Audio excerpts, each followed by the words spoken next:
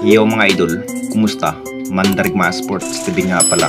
Ating pag-usapan, Barangay Nibra, Japet Aguilar, final decision na mag-retire kung matapos na ang conference at coach team gigil nang bumawi sa Game 3. Pero bago na nga yan, kung bago pala sa aking channel, huwag mong kalimutan mag-subscribe at i-click ang notification bell para lagi kang updated sa ating latest upload pa natin. Pero ating talakayin, una natin pag-usapan.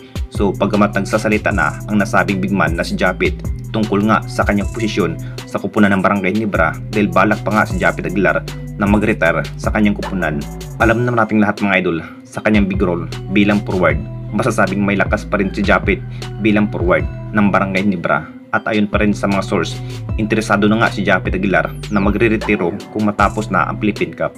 Dahil sa lahat ng sakripisyo nga ni Japet Aguilar habang tumatagal na parang maikli na ang kanyang nakukuhang playing time. Masasabing ito na nga ba ang masamang pangyayari kung sakaling makapagdesisyon na ang nasabing big man si Japet na magretiro kung matapos na ang conference. Baka balak pa rin ang kupunan ng Barangay Nibra na maghanap ng bagong pamalit nga kay Japet Aguilar dahil may edad na nga ang bawat player ng Barangay Nibra na si Eli Tenorio at si Stan Hardinger at Stanley Pringle. Itong veterans player pa rin ang bumubuhay kung bakit hanggang ngayon na may lakas pa rin sa semifinals ang kupunan ng Barangay Nibra at may pag-asa pa rin ang kupunan ni Coach Tim na makamit nga ang tagumpay sa Philippine Cup. At dito na naman tayo sa isa pa nating balita, Coach Tim gigil nang bumawi sa Game 3. Alam na nating lahat mga idol, sa naging bawat laban nga ng ating Barangay Nibra, nakakapanibig na tignan. Nacha-challenge nga ang Barangay Nibra sa semi.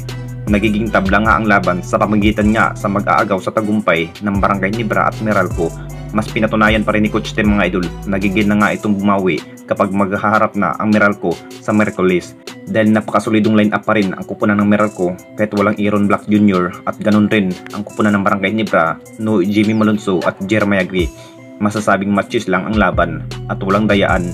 Masasabing sa pagkatalo nga ng ating Barangay Nibra, talagang malalakas nga talaga ang kupunan ng Meralco kung bakit natalo nga ang kupunan ni Coach Tim sa Game 2. Gigil na nga si Coach Tim sa Game 3 mga idol. Mas pinaghandaan na rin ni Coach Tim sa giging bawat estilo ng Meralco dahil kay Chris Newsome at Allen Monixie pa rin ang nagiging scoring machine kung bakit madalas na nga nakapagtala ng marami sa giging bawat laban sa semifinals.